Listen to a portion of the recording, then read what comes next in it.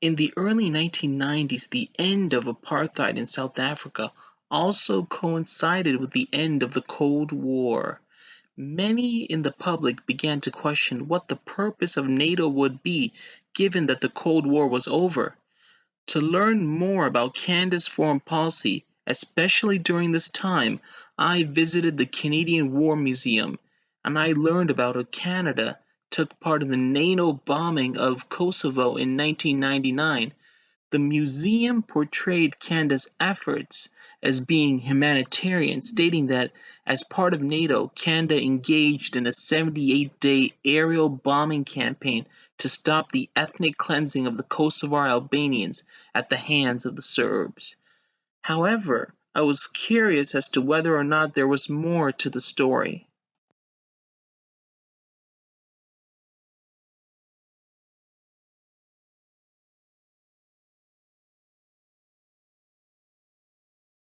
In the 90s, of course, NATO did have a purpose, and that was to try and stabilize the Balkans after the collapse of the Soviet Union. And we took on that role, very, very significant role. As a consequence, stability has been brought to that part of the world. I think NATO's purpose disappeared when the Soviet Union collapsed, and they've been looking for some way to keep it meaningful ever since. I mean, hence the 50th anniversary, they did the bombing campaign against Serbia. It was done primarily by Bill Clinton, the President of the United States, who during the bombing, on the 50th anniversary of NATO, called all the NATO heads of government to Washington and have a birthday party. At the birthday party, he simply announced that there was going to be a new treaty called the Washington Treaty, which would take into account the original treaty, but would add a few things. One of them was that they could intervene militarily wherever and whenever they wanted to do it. And secondly, we will expand NATO beyond the original group. That promise that senior Bush, when he was president, made to Gorbachev, that if a united Germany was allowed into NATO, NATO would never move, quote, 1 inch eastward. Clinton just brushed that aside, and as he announced that NATO was bombing Serbia and would keep on bombing any country that they didn't agree with, also announced that there would be 3 new members into NATO: Hungary, Poland, and the Czech Republic, violating the promise they made to Gorbachev and the Russians. On March 24, 1999, Western nations carried out their threat against Serbia and began the biggest military conflict on Serbian soil since World War II. NATO saw the war as the only way to end President Slobodan Milosevic's violent crackdown in Kosovo, where his Serb nationalist forces were accused of ethnic cleansing against Kosovo's largely Muslim ethnic Albanian population. But what began as an attack on military targets soon expanded.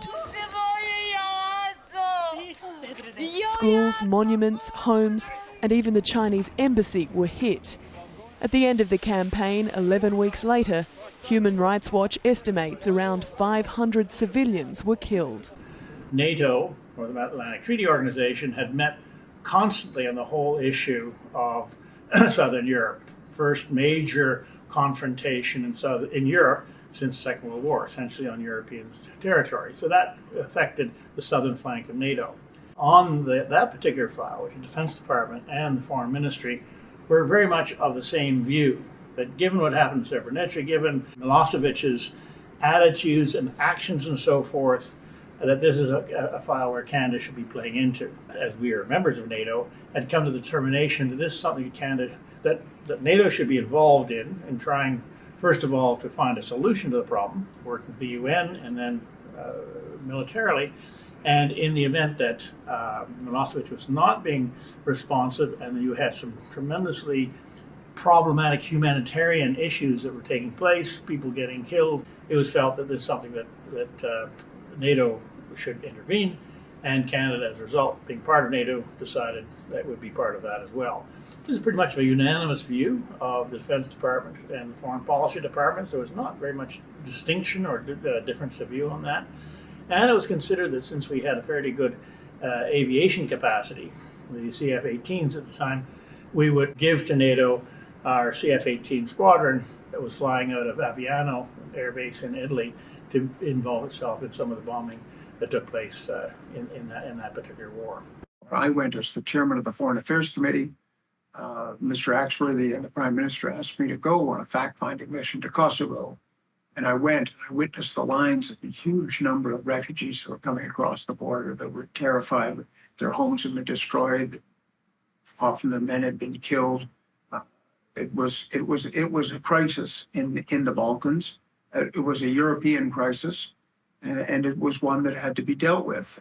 And unfortunately, it was felt that the only way that Slobodan Milosevic, the leader of Serbia, could be brought to reason on it was by use of force. And when NATO decided to use force to bring that episode to a close, that terrible episode to a close, Canada participated in that mission. I think Canada played an important role, certainly in those stabilization operations.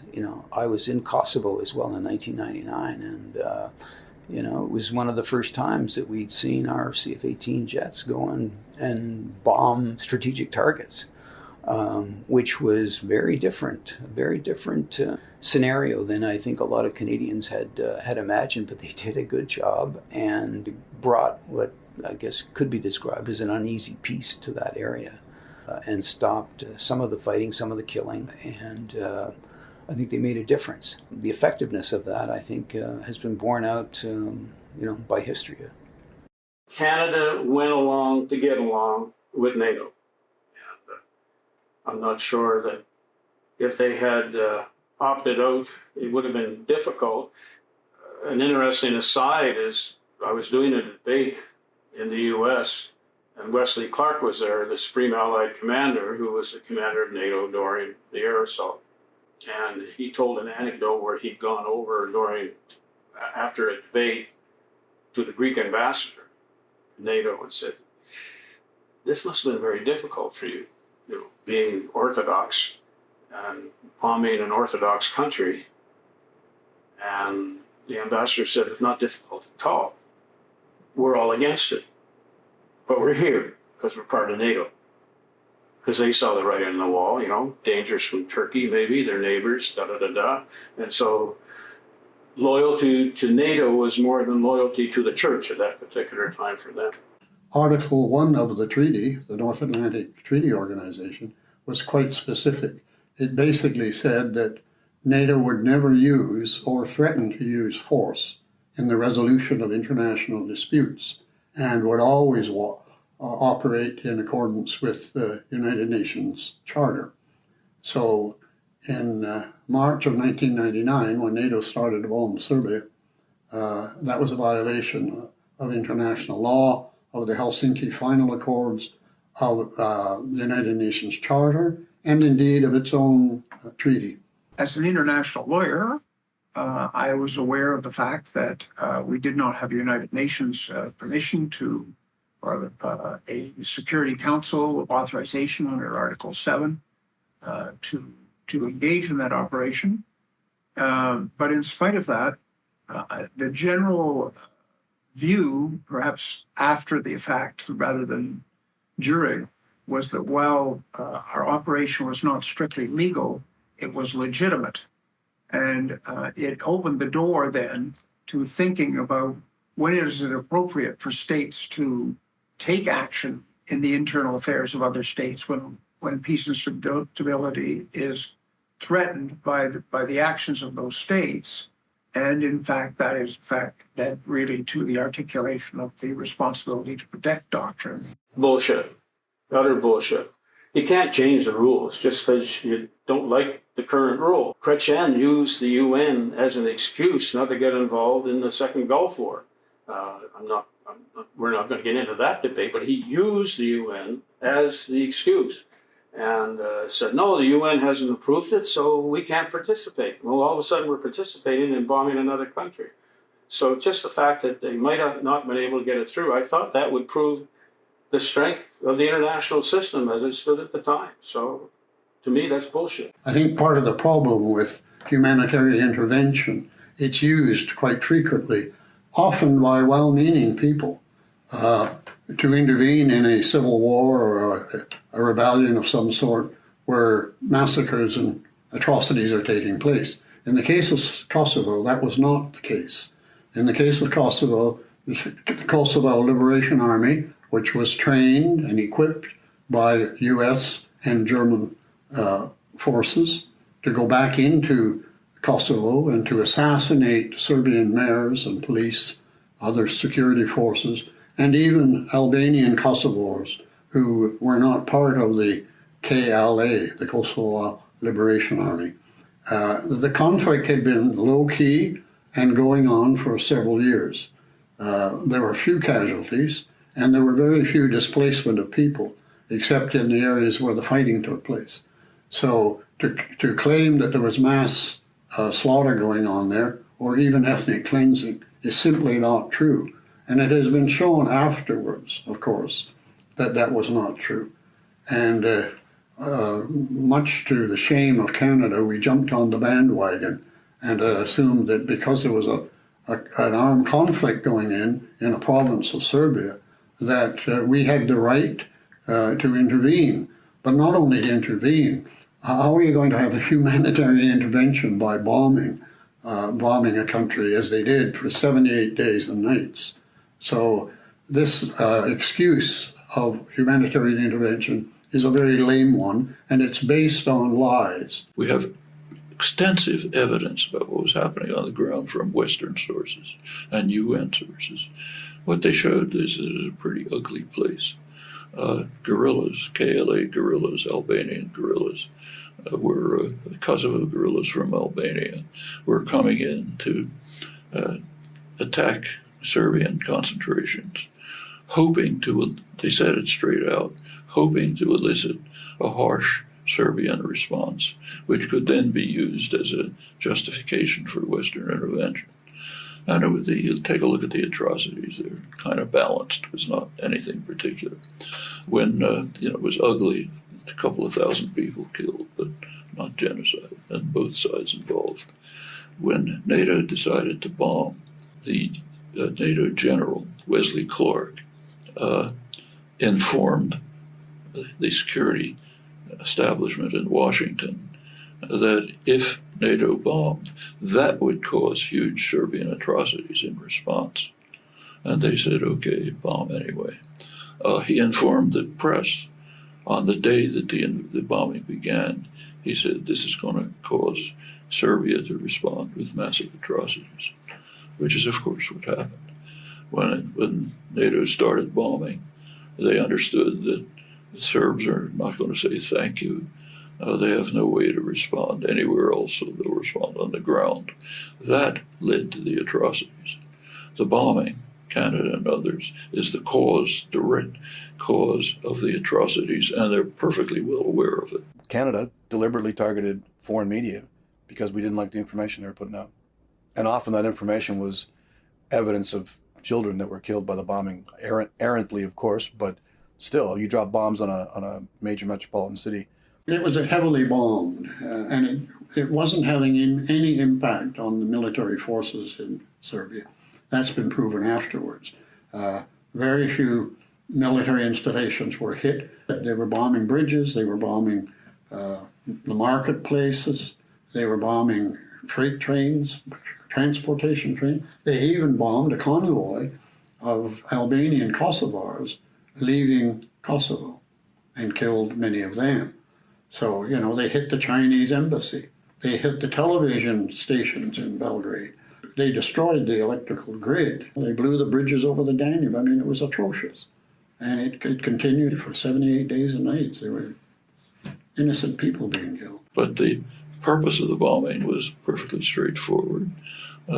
Serbia, the last remnant of Yugoslavia, was not being incorporated into the Western system. They were resisting. In fact, that's stated. Stuart Talbot, leading East European specialist for Clinton, wrote a preface to a book by a State Department authority on on the Balkans. I mean, praising it to the sky, saying this tells us exactly what the thinking in Washington was and so on. Read the book. It says Serbia was refusing to be integrated into the market economy. What they say is carry out the reforms that we were calling for, meaning integrating it into the Western-dominated market economy. Actually, I quoted this. Talbot denied it. He said, no, I never said anything of the sort, total lies and so on. It's there in black and white, no ambiguity. You can take a look and read it. Serbia had fought valiantly with Canada, France, England, and the United States in the First World War. 65% of the young men by the age of 16 and 60 were killed in Serbia. The most heavy casualties of any country in the First World War. In the Second World War, the first resistance to the armed occupation by the Nazis in the Second World War were not by the French or the Dutch or the Belgians or the Danes. The first armed resistance came from the Yugoslavs, the Serbs. They paid a terrible price for it. And that's the way we were helping our old allies, by bombing them and demonizing them. And the reporters and the journalists who went there to cover the war must be held responsible for that. The blood is on their hands. There wasn't any of them to try to be objective. Not one. Do you believe then for Canada's role that Jean Chrétien, it's accurate to say he committed a war crime? Yes, I think so. A lot of people committed war crimes. Certainly all of the NATO leaders could be brought before a court because they violated international law and they bombed people without even giving them a warning. I mean, that hadn't happened. It happened before in the opening parts of the Second World War, where Hitler himself and the Luftwaffe bombed Serbia and Belgrade without warning. And that's what was happening again in the West. But of course, there would be never ever any suggestion that the Hague Tribunal might have brought Chrétien or the Bush or Clintons before that. That doesn't happen. But you ask me, are they war criminals? Definitely. With the end of the 78-day bombing of Yugoslavia, and as we approached the new millennium, NATO was still looking for a purpose, and that purpose was quickly discovered as a result of 9/11. This just in, you were looking at obviously a very disturbing live shot there. That is the World Trade Center. A la espera de mayores informaciones, saber qué fue lo que ocurrió, cómo fue que Apparently, a plane has crashed into the World Trade Center in New York.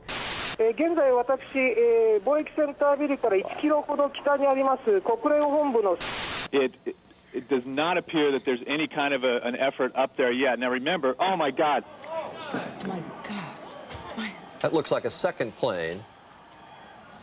I did not see a plane go in. That just exploded. We just saw another plane coming in from the side. You did. That was out of Yes, and that's the second explosion. You could see the plane come in just from the right-hand side of the screen. So this looks like it is some sort of a concerted effort to attack the World Trade Center that is underway. It appears that an aircraft of some sort did hit the side of the Pentagon. And there's, you can see, perhaps the second tower, the front tower, the top portion of which is collapsing. Good Lord.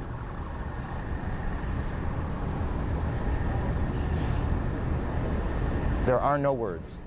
9/11 forever changed the world, and it also had a significant impact on Canada's foreign policy.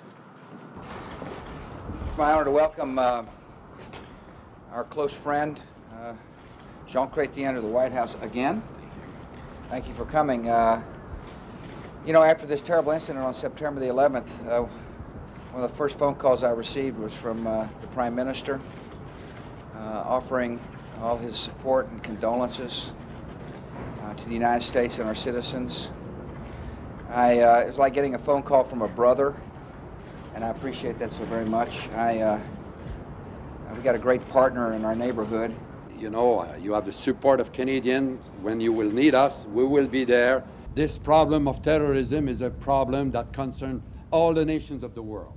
And we're working together to build a coalition that will defeat that, because it will disrupt the societies around the world.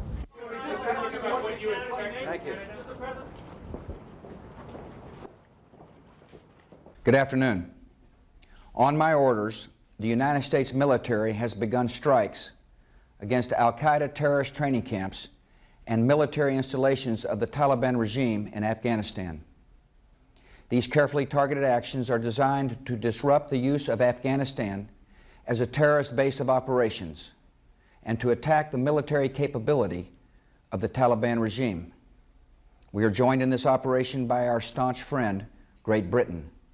Other close friends, including Canada, Australia, Germany, and France, have pledged forces as the operation unfolds. Are you aware that Canada went to war in Afghanistan? I'm not sure, no. Do you know that Canada went to war in Afghanistan? Yes, I do. Do you think that Canada did the right thing by going into Afghanistan? It's a very good question. I think that they did the right thing going in, but obviously with the war being really prolonged there, I think that, I don't know, some things do more harm than good, but I definitely understand why they went in. I believe we did the correct thing by supporting our American brethren in assisting them with their foreign policy. It wasn't just, it was Canada and a whole hodgepodge of different countries who helped in a support role to my belief to keep everything kind of safe within Afghanistan. First intervention in Afghanistan arose out of the attack on the World Trade Center in New York. And the declaration, the use by NATO of Article 5, the first time and only time it's been used, was to use in defense of the United States. Interesting enough, not in a case of a war, which was assumed it would be in case of aggression from Russia, but rather it was used in the case of a terrorist attack.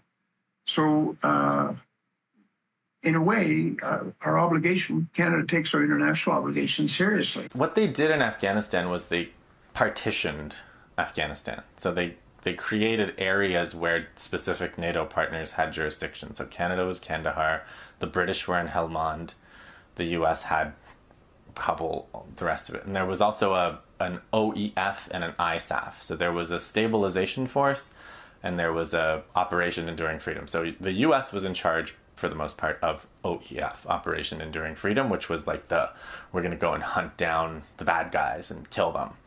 And then ISAF, in theory, was to stabilize the country and help the country recover and do the softer counterinsurgency elements. So there were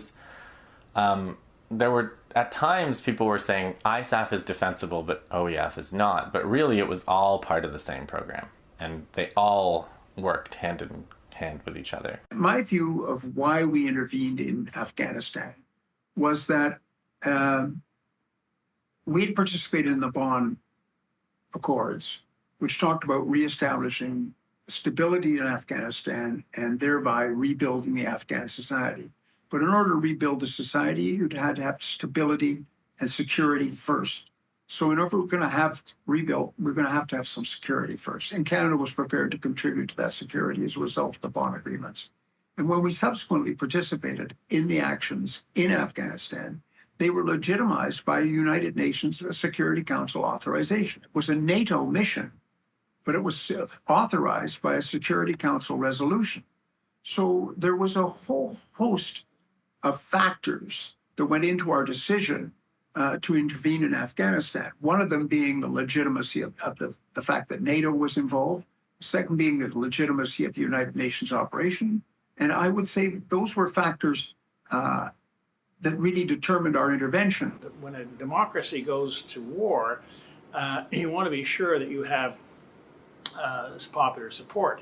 And following 9/11 and what happened, and given Afghanistan and the regime under the Taliban at the time, there was a fair amount of support for Canada to go in there. So politically, it wasn't a very difficult decision for Canada to move fairly quickly in that. There was not much great deal of pushback, both in the Parliament or politically, for the government.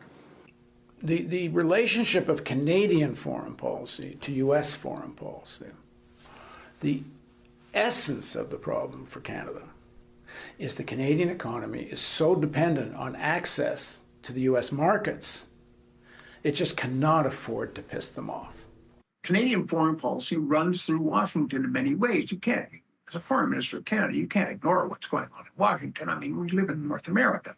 So, and they're the most powerful country in the world. In 2001, and even in 2002, early part of 2002, there was a great deal of discussion within the Bush administration about two things essentially. First, and most clearly, was revenging, whatever you want to call it, ourselves on Al-Qaeda and ultimately on the Taliban, because Mullah Omar and the Taliban were hosting Al-Qaeda in Afghanistan.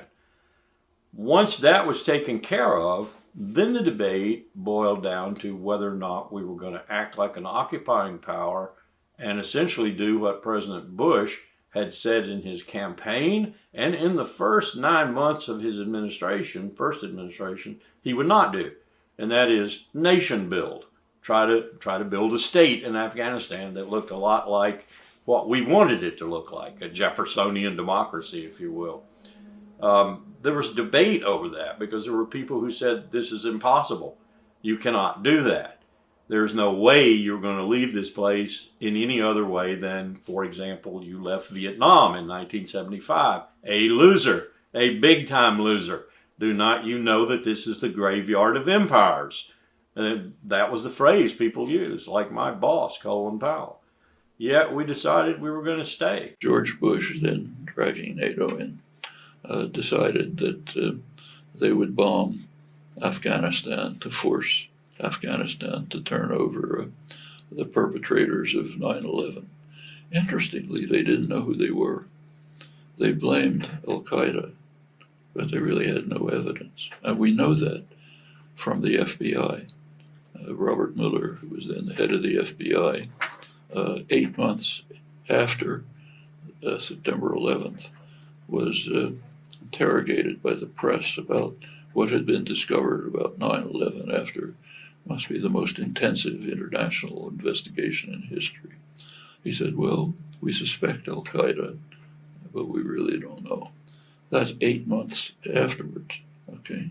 But they decided to threaten the Afghans with bombing and the Taliban with bombing unless they released Osama bin Laden. Actually, they offered to do so. They made some offers, tentative offers, about having an international tribunal that would investigate Osama bin Laden's possible role in this. Various tentative moves were made. The Bush administration just didn't even consider them. When the war started in October 2001, when the U.S. started bombing on October 7th, there was a covert kind of deal made to let the Pakistani intelligence assets leave Afghanistan. So there were all kinds of airlift operations by which important people to Pakistan, whether they were Taliban or Al-Qaeda or out-and-out intelligence officers, were basically left, and the U.S. allowed them to leave. So if the idea was that this was a mission against Al-Qaeda and against the Taliban, all the senior bigwigs from those organizations their exit from Afghanistan was facilitated in the early months of the war.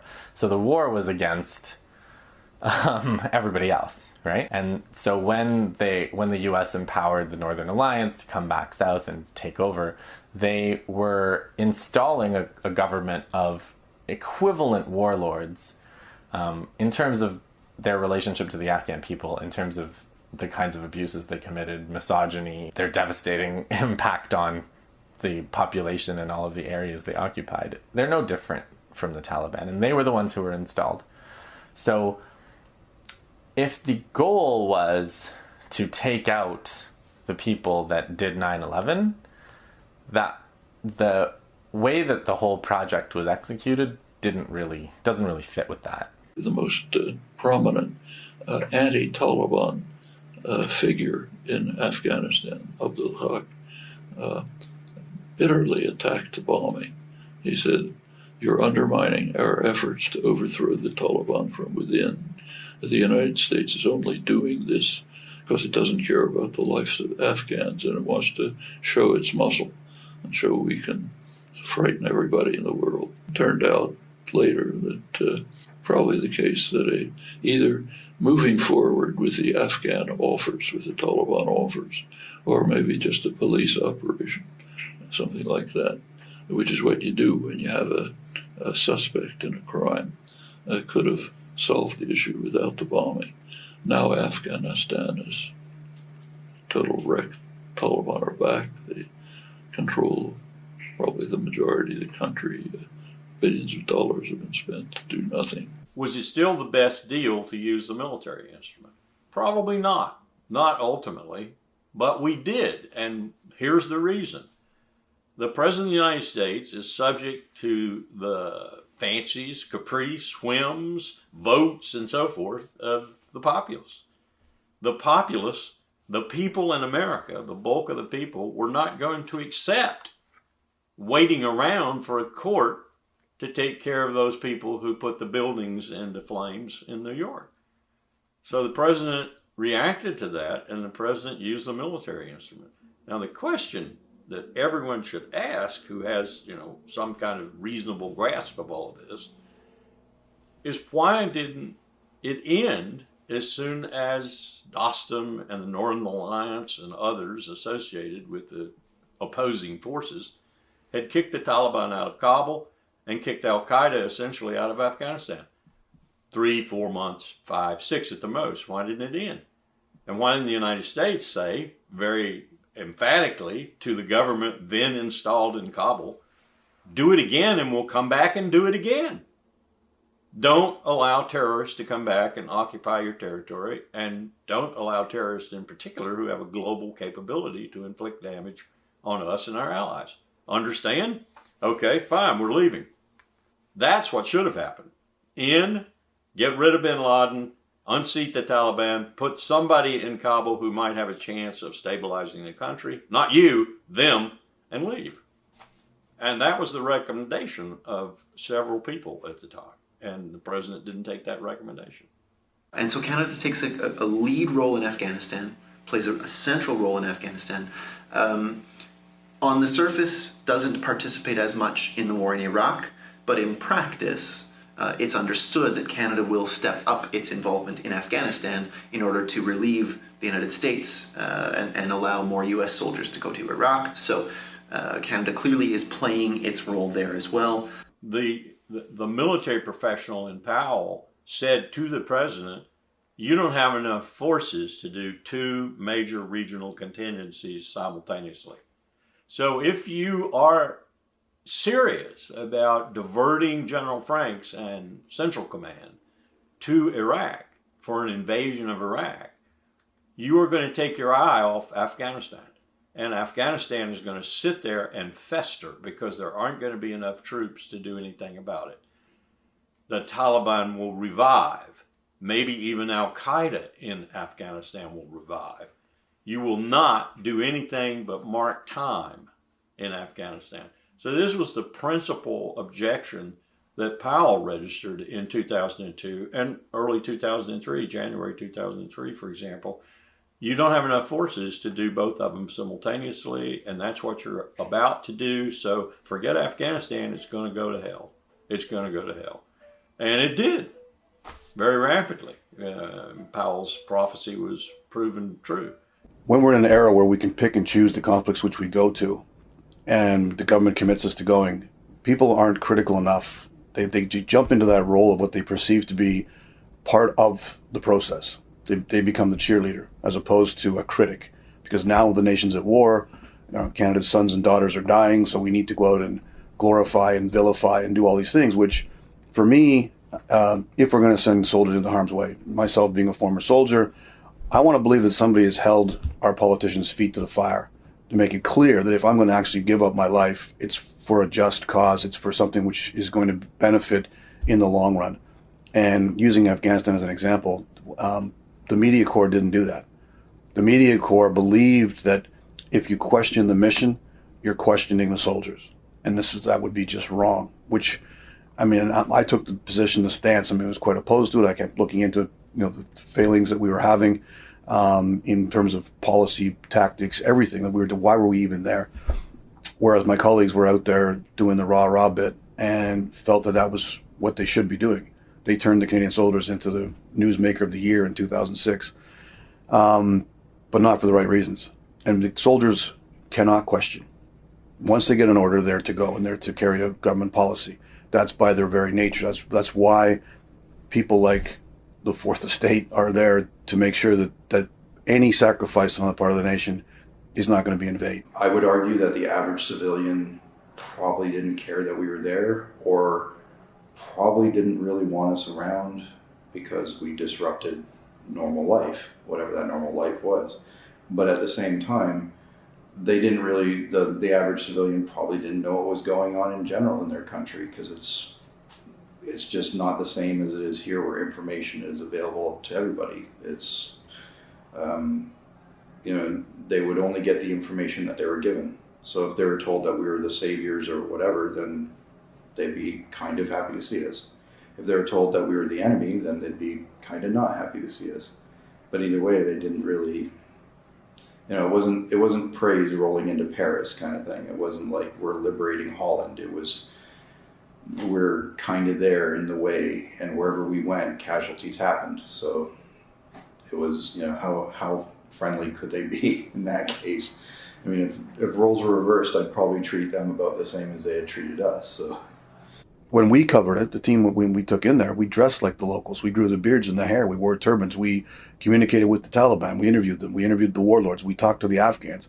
Saw it from outside looking in, and it was completely different. And that's where we began to challenge stuff. I mean, we were reporting that this war was unwinnable, from the get-go, and that was in stark contrast to people who thought that the war was won in 2001. And they were calling us ridiculous that this, look how easy it was for the Americans to topple the Taliban. Getting into Afghanistan is never a problem. Getting out alive is the problem. There's a tribe of Afghan gypsies, and he was the tribal leader. And he said, look, you guys are going around building things and giving out aid money. He said, you could build every Afghan a gold house, and they're still going to blow themselves up to drive you from their land. They're not going to accept you. And it was blunt, but it's like, well, okay, these people are survivors. They have managed to stay in that mode since Alexander the Great. I mean, great armies have gone in there and, defeated ones who've come out. The level of understanding that our government had of what the situation was like in Afghanistan was it would fit on the head of a pin. I mean, they didn't know a thing about it. We had never really had any diplomatic presence and attachment to Afghanistan prior to that. You can recall that there was 10 years of Soviet occupation, followed by, anarchy and violent infighting between the Taliban and the warlords. It was never a safe zone, so we go in there, and all of a sudden it's the second biggest embassy the Canadians have next to Washington. We brought in, for example, police to help train the police in Kandahar. One of the interesting features being we brought in several women, mounted police, who helped train women to be policemen in Kandahar. And this was remarkable in the environment there. And I talked to the governor of Kandahar when I was there, and he said, this is amazing as to what it's doing for the changing of attitudes in our community towards the role of women and respect for women. So there was a lot of aspects to what was being done out of the base there that then became more on the development side and not just exclusively on the military side. Well, others who were smarter than me said you can't be handing out aid at the same time you're fighting the population. You do one or the other. You don't do both, and the same group doesn't do both. And Canada took on that role that we were going to do. The carrot and the stick. We had our PRTs, and they were going out there and we're putting out construction money at the same time that we're fighting people. And not understanding the local customs, not understanding what was happening. I mean, the idea that we would go in and our Canadian values that we wanted to put on it. So for many of the agencies that we had, it came, the money would come with the stipulation that X number of women had to be hired. It was mostly we wanted to employ women in Afghanistan. We wanted to bring them out of the household, out of the burqa. We wanted to do this basically for us. Because in Afghanistan, I mean, this to take a woman out of the household, you emasculate the male who's not employed. And the question the women were always asking was, what's he going to do? During Canada's military intervention into Afghanistan, the Paul Martin government developed a 3-block war strategy that would define their role in that country. The idea of a 3D war, or the 3-block war, is defense, development, and diplomacy all going hand in hand. And this actually is a doctrine that goes back, again, many decades. The British in Malaya in their counterinsurgency, the US in Vietnam, the French in Algeria, all of these counterinsurgency approaches always have a component of what you might call propaganda, you might call it hearts and minds. The idea is to try to isolate the people that you're fighting from the population. And there are various ways to do it. Sometimes it's literally isolating the population, like the British did in Kenya or in Malaya or in Vietnam, where you create some sort of concentration camp where you enclose the population within fences and you try to defend those areas from guerrillas. That in Afghanistan, the idea was that on one block, the 3-block war, one block you're handing out candy, another block you're assassinating some insurgent, and on the 3rd block you're conducting some kind of negotiation. I think, Mr. Martin, Prime Minister Martin, did have a view of what had happened in the 90s. And he saw the need for the integration of defense diplomacy and development together. And we pursued that very actively in Afghanistan in terms of building roads, building schools, improving healthcare. And to a certain extent, there was success. But on a larger scale, the country was, absorbed some of the money that went in there was absorbed into corrupt activities, so that people in positions of authority in the Afghan government, the Afghanistan government, were profiting from some of these development projects, and that was never the intent, obviously, of those policies. So it didn't. It was one of those situations where it didn't quite work out as planned. Well, 3D total government,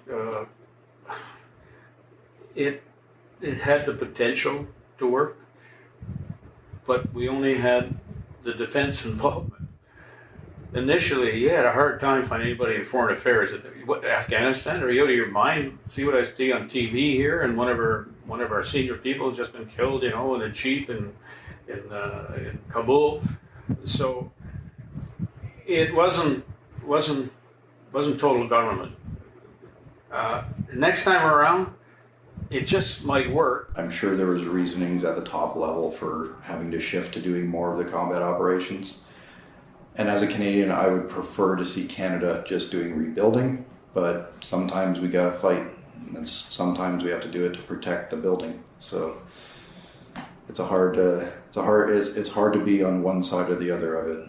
When we got to Kandahar, the reason I point in my book that the idea of the 3D was, at the beginning at least, more illusory than right, was that because it was an active theater of war, the D was really the defense. It was largely military activity.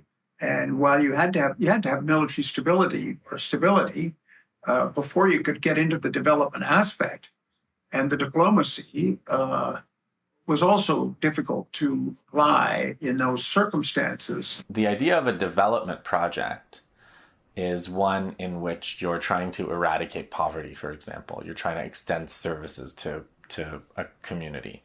That project, any kind of development project, is more successful to the degree that you have people participating, to the degree that you have people buying into it, and you have some degree of legitimacy.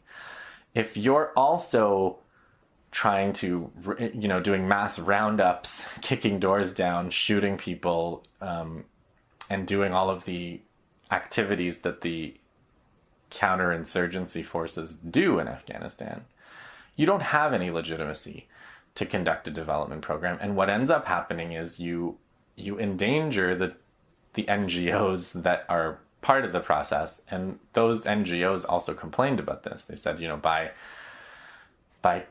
associating us with the counterinsurgency operations, you're basically putting a target on us. You're saying we're part of the occupation, we're part of the counterinsurgency. The airstrikes and bombardments, so it was air and artillery, were supposed to last for 3 to 5 days to soften targets. And they probably lasted maybe a day. But in that day, it was nonstop artillery, nonstop bombs, everything from a few 100-pound bombs to 1,000-pound JDAM munitions, targeting everything from hardened structures to open fields to what they assumed were dug-in positions. So it was fairly heavy bombardment, constant shooting, constant rounds coming in that we could hear shooting over our heads, and it was just absolutely spectacular.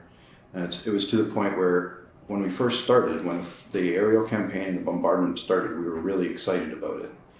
By the time it wrapped up, we were bored and annoyed with noise, and we just wanted to get on with it. The NATO airstrikes badly damaged the relationship, it said, between soldiers and the local populations. Janice Stein and Eugene Lang write, I quote, "In the last 6 months of 2006, NATO launched more airstrikes largely in the south than it had in the past 3 years, more than 2,600 air missions, an average of 15 a day. They inflicted a significant number of civilian casualties, created more than 80,000 internally displaced people who fled the bombing, and antagonized the local population who see no difference between the Taliban and ISAF bombs. So much was refracted through the lens of the Canada-US relationship that Canadian leaders found it difficult to really see Afghanistan. Much was ignored: Afghanistan's history, its tradition and accomplishments, its social and physical infrastructure after 30 years of fighting, its deeply rooted patterns of warfare, and its long history of expelling foreign armies that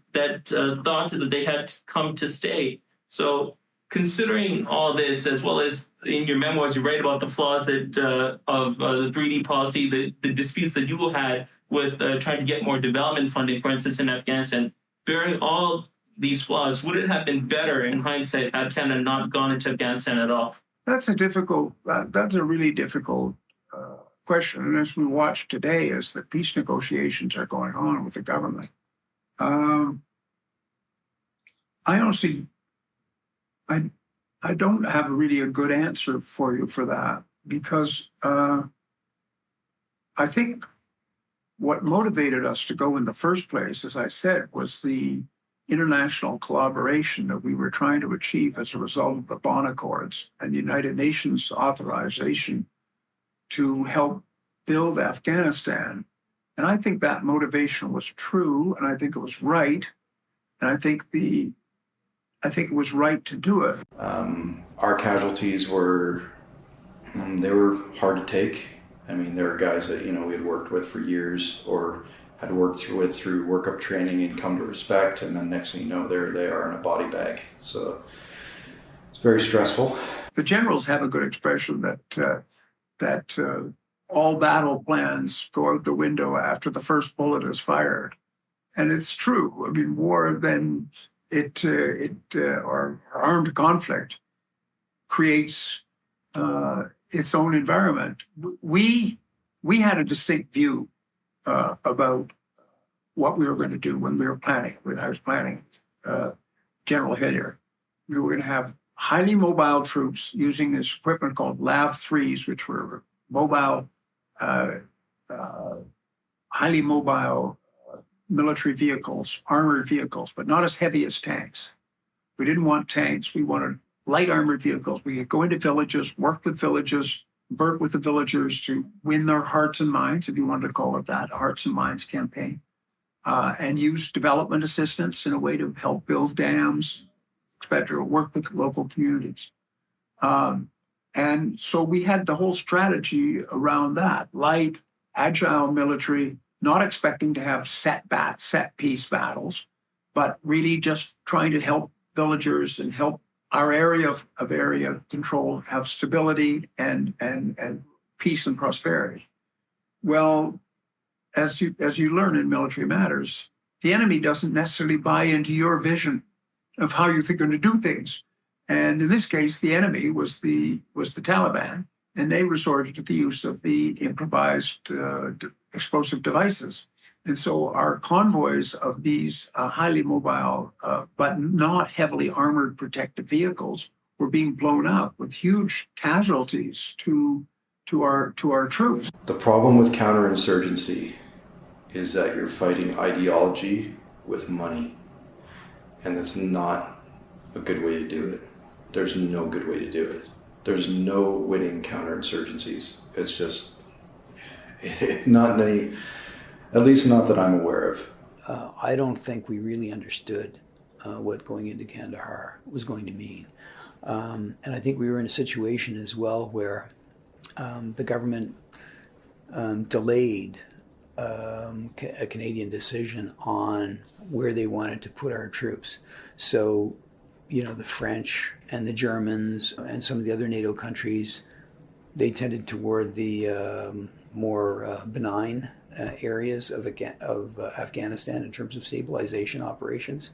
And at the end of the day, we were pretty much left with Kandahar and the area around Kandahar and Helmand province. So we were there with the Dutch, with the Americans, and it was tougher than I think a lot of people ever thought it would be. One of the critical issues was we failed to understand the role of Pakistan on all this.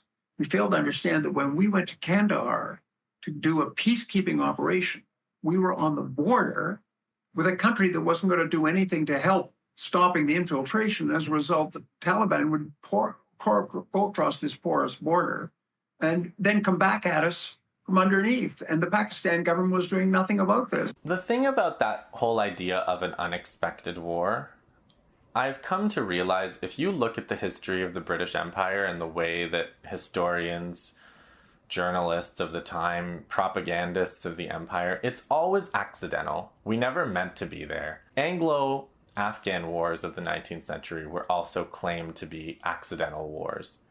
We just get in over our head, things happen, we go there, we end up killing thousands of people and destroying their towns and villages. It just happens. So for me, this is just a continuation of that. I don't believe in the sincerity of that at all. If it's the case that we have these incredible intelligence agencies that are supposed to be working all day long to keep us safe from all kinds of secret threats, how come you don't know the basics of Afghan society, Afghan geopolitics, the role of Pakistan and Russia and India and Iran and the surroundings, the different groups, the warlords that are there? Anybody can read up on that fairly quickly and understand what's going on. Why was that so hard for Canadian officials to do? I don't believe it.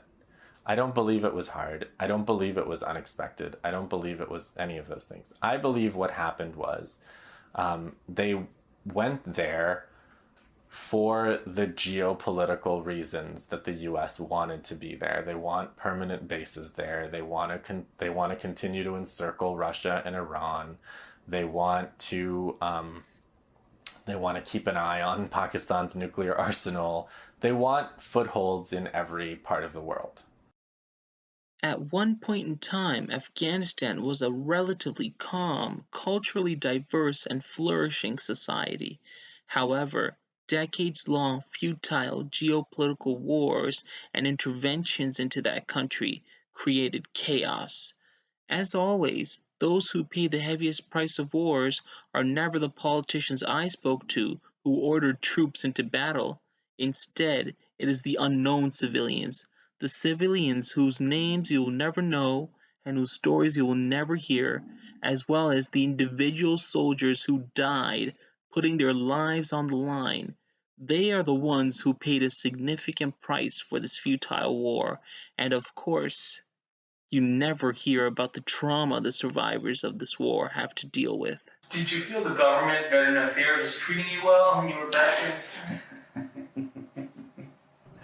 Oh man, I was so duped in a way that I honestly believe that the new Veterans Charter would be a good thing for us. I honestly thought that, The government had our backs and was ready to help us to the end of the earth because, you know, any photo opportunity they could take, they would stand with us right next to them, you know, saying, we're going to help our veterans are our top priority. You know, and the new Veterans Charter is set up to help the veterans, and they'll see all these great benefits and all this stuff. And then the reality of it is they're photo ops because they're politicians. And it's just noise coming out of their mouths. But nothing will prepare you for the far Afghanistan. You can listen to their stories and pick up what you can. You listen to their stories, maybe read a book or two. Until they send you out there, man, you haven't got a clue. They tell you a tradition in the hills of Kandahar.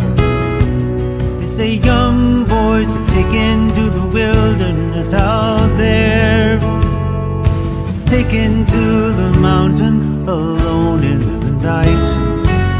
If he makes it home alive, they teach him how to fight.